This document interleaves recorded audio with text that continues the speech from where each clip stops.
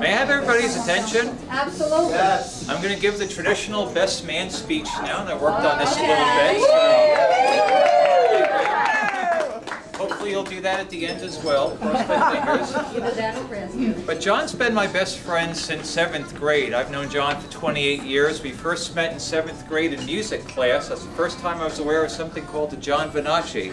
We hardly talked that year, but in 8th grade, we just bumped into each other in lunch, 8th period lunch, and I said, "Hey, I know you," and he said, "Hey, I know you." We sat together. We became the best of friends. My most vivid memory of John in 8th grade, one time we cut 8th period lunch together. I'm not sure if you're aware of that, Ruth. No, but, no. But we cut 8th period lunch, and John was apparently a pro at this, and I was not. So, because John had a bike, and I had to go on foot. So, as John's running away, it just dwelled on me that if someone got caught, it certainly wasn't going to be him. So we're still friends in 9th grade. Then in 10th grade, I kind of drifted with one crowd. If anyone's ever seen the movie The Breakfast Club, knows the Anthony and Michael Hall character, Brian, the nerdy one? That was my group. John, meanwhile, befriended a bunch of non-denominational Christian fundamentalists. I'm not sure if he ever told that to you guys before. Wow. Totally true, totally true, totally true. And then fate had... I can barely say that with a straight face. Obviously, I'm just kidding, guys. If you've seen the Pie videos, you knew I was kidding. Right.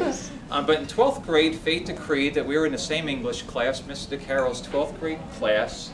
And we became friends again. And John's been my best friend ever since. 95% of the time when John and I talk, it's just all laughter, it's fun. And if you think he's funny in videos, and if you think he gets to the depths of weirdness in his videos, you just have no idea the directions that we go with our humor. I couldn't even begin to describe that to you. But in all seriousness, though, when I need John, he's there for me. When John needs me, I'm there for him. And John's been, I felt like I've been part of John's family, as I told Ruth, pretty much. So they treat me like another son. I've been there for Christmas. I've been there for a lot of other occasions as well.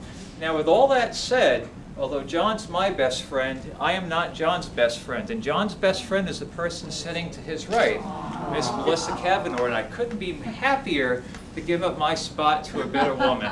And Scott said a lot of wonderful things about Melissa, and I'm only going to echo those. She's a woman full of character. And I had the privilege of being a guest in their home 2 years ago, and I got to see firsthand. I know other people get involved in game nights here.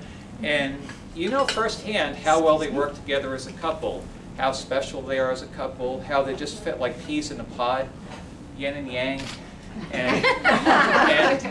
And really, it's just a really special relationship. And I was driving with John the other day, and John told me how much Melissa helped him grow as a person. And there can really be no better partner in life than someone that helps you become a better person in the right way. So again, I'm more than happy to give my role up as best friend to Melissa.